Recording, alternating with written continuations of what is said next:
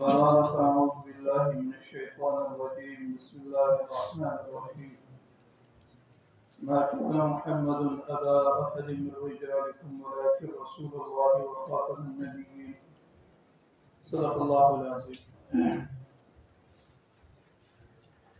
کچته ضروري کار هم خیر دی، یو 15 منټه کې کوم ملګری چې روان دي ځکه اهم خبره کېږي ختم نبوت حواله سره. ما عزتمندو الله رب العزت پیغمبر صلی الله علیه وسلم آخري پیغمبر را لېږلی دا زموږ ستاسو ایمان دی. زه تاسو د بیان په طریقه باندې نه پوهېږم، زه تاسو د سبق په طریقه باندې پوهېږم. دا زموږ ایمان دی چې د پیغمبر صلی الله علیه وسلم نه بعد بل پیغمبر نه راځي. که د پیغمبر صلی الله علیه وسلم نه بعد چا د نبوت دعوه وکړه نو هغه به پیغمبر صلی الله علیه وسلم فرمایل دجال کذاب دی. دجال څه ته ویل کېږي؟ دوکه‌باز دی. او کذاب څه ته ویل کېږي؟ چې انتهایی لوی دروغجن سړی دی. د پیغمبر صلی الله علیه وسلم په زمانه کې یو کس دغه دعوه وکړه، اسود عنسی هغه ته ویل کېږي. صحابي راپاڅېدو او هغه قتل کړ، مردار یې کړ. جبرائیل علیه السلام د اسمان نه یکدم پیغمبر صلی الله علیه وسلم ته راغی، ورته وایي فاز فیروز فیروز دیلمی رضی الله تعالی عنه ستا دشمن هغه قتل. یعنی دا دومره اهم کار دی چې جبرائیل علیه السلام ډایرکټ راغی. بیا ورپسې دویمه دعوه مسیلمه کذاب وکړه. هغه چې دعوه وکړه نو په هغه ټیم کې پیغمبر صلی الله علیه وسلم موجود وو، خو بیا پیغمبر صلی الله علیه وسلم د دې دنیا نه لاړ نو هلته ابوبکر رضی الله تعالی عنه خلیفه وګرځېد. ابوبکر رضی الله تعالی عنه هغه په هغه ټیم کې دا وویل چې ټول مسلمانان هغه راوځي او موږ به د مقابله کوو. د مسیلمه کذاب د هغه مقابله وکړو. مسیلمه کذاب یهودیو د نبوت دعوی کړی وه. پیغمبر صلی الله علیه وسلم ته ختم را لېږلی، ورته وایي نیم عرب ستا نیم زما، نیم عرب ستا نیم زما، یعنی په نیم باندې به د نبوت دعوه زما یې، نیم باندې به ستا یي. پیغمبر صلی الله علیه وسلم ورته جواب ولېږلو چې ته دروغجن یې، ته کذاب یې، دا ځمکه د الله ده، الله رب العزت دې زه را لېږلی یم. پیغمبر صلی الله علیه وسلم ورته وفرمایل. بیا د هغې نه بعد هغه چې نه منې کېده، ابوبکر رضی الله تعالی عنه هغه ورسره مقابله وکړه. حیران به پاتې شئ چې پیغمبر صلی الله علیه وسلم چې څومره غزوات کړي دي په دې کې 259 صحابه شهیدان شوي دي. چې څومره غزوات شوي دي او دا یو غزوه داسې وه، دا یو جهاد داسې چې د پیغمبر صلی الله علیه وسلم د ذات جهادو په دې کې 1200 صحابه شهیدان شوي. په دې 1200 صحابو کې 900 صحابه حافظ قرآن چې هغې شهیدان شوي. خو بل طرف ته مسیلمه کذاب د هغه تقریبا 20,000 لښکر هغې مردار هغې مړه.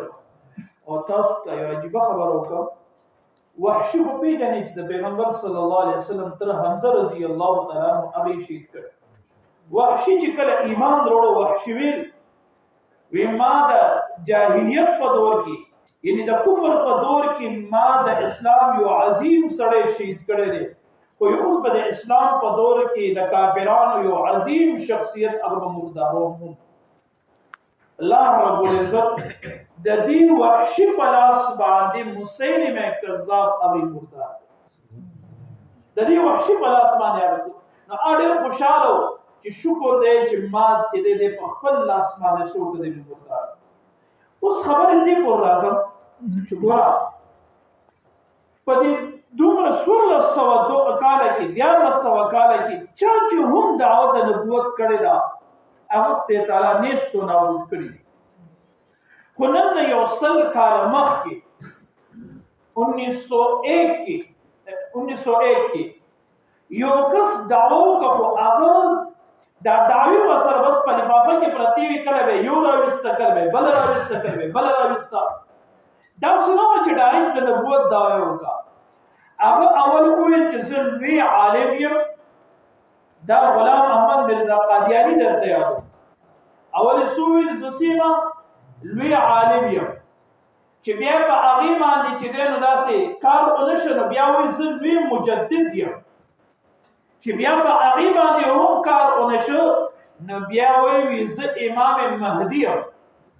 امام مهدي صاحب خو پېژنې؟ امام مهدي صاحب خبره به درته زه کوم انشاءالله. بیا وایي زه د امام مهدي یم. چې په هغې باندې هم کار ونه شه، نو بیا وایي زه عیسی علیه السلام نعوذ بالله عیسی هغه یم. خو چې کله په هغې هم کار ونه شه، نو اخره کې دعوه د نبوت وکړه. وایي زه چې دی وایي زه سیم زه پیغمبر یم، وایي زه الله رالیږلی. او دا یاد وساتئ دا مسلمانانو. یو خبره درته ذهن کېږي نه، زه تاسو ته دلته بعض خبرې داسې پوینټونه خبرې هغه ذهن کېږدم. ګوره یو کس چې د نبوت دعوه وکړه دی واجب القتل دی، دی به قتل کې، دی به مړ کې. خو یو کس هسې د دروغو ګپ شپ کې وایي یا چېرته چاولې پیغمبر څه ته ویلی کېږي؟ چې الله رالیږلی یو پیغام یې ورکړي، دې ته وایي نه پیغمبر. اوس که یو کس وایي چې چا رالیږلی دی، مثلا دې کوټلي نه چا راولېږلو دلته، او یو کس راغو هغه وایي هلکه څوک یې؟ یاره زه پیغمبر یم. څنګه پیغمبر یې؟ یاره زه خو د لغت په معنی سره ویم چې زه هغه رالیږلی یم، دلته یې رالیږلی یم او صرف دا پیغام مې راوړی دی. نو که څوک د دروغو هم دا وایي چې زه پیغمبر یم او هغه لغوي معنی سره وایي، علما وایي ده هم کفر، ده هم کفر وکړو. وایي د دروغو به هم دا نه وایي چې یاره زه سیمه زه پیغمبر یم، د دروغو به هم دا نه وایي.